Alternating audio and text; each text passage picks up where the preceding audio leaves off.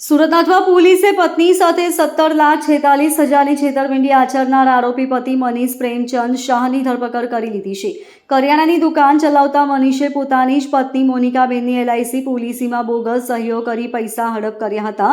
પત્ની દ્વારા ફરિયાદ નોંધાવ્યાના ટૂંક સમયમાં જ પોલીસે ટેકનિકલ સર્વેલન્સ અને બાતમીદારોની મદદથી આરોપી પતિની ધરપકડ કરી લીધી છે। ધરપકડ કરાયેલા આરોપી પતિ મનીષે પૂછપરછમાં કબૂલાત કરી છે કે તેણે વર્ષ 2021માં આખું ષડયંત્ર રચ્યું હતું।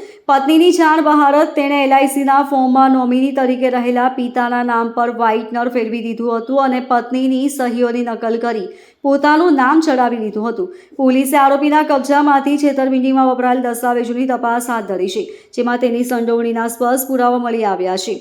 આ બનાવની વિગત મુજબ આરોપીએ માત્ર નોમિનીમાં ફેરફાર જ નહોતો કર્યો, પરંતુ બેંકના જોડિયા ખાતાનો કેન્સલ ચેક આપી પત્નીના હકની રકમ પોતાના ખાતામાં ટ્રાન્સફર કરાવી લીધી હતી। અથવા પોલીસે આરોપી પતિ વિરુદ્ધ છેતરપિંડી, વિશ્વાસઘાત અને બનાવટી દસ્તાવેજો બનાવવાના ગુના હેઠળ કડક કાર્યવાહી કરી છે। આરોપીની ધરપકડ થતાં જ આ કૌભાંડમાં સંડોવાયેલા અન્ય શખ્સોમાં પણ ફફડાટ વ્યાપી ગયો છે। LICના લોન સેક્શનના અધિકારીની પણ ટૂંક સમયમાં ધરપકડ કરવામાં આવશે।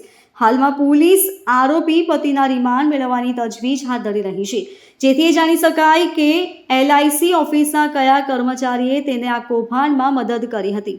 પોલીસ અધિકારીના જણાવ્યા મુજબ આ કેસમાં સાક્ષી તરીકે સહી કરનાર જયેશ શાહ અને વર્ષ 2021માં કાર્યરત LICના લોન સેક્શનના અધિકારીની પણ ટૂંક સમયમાં ધરપકડ કરવામાં આવશે।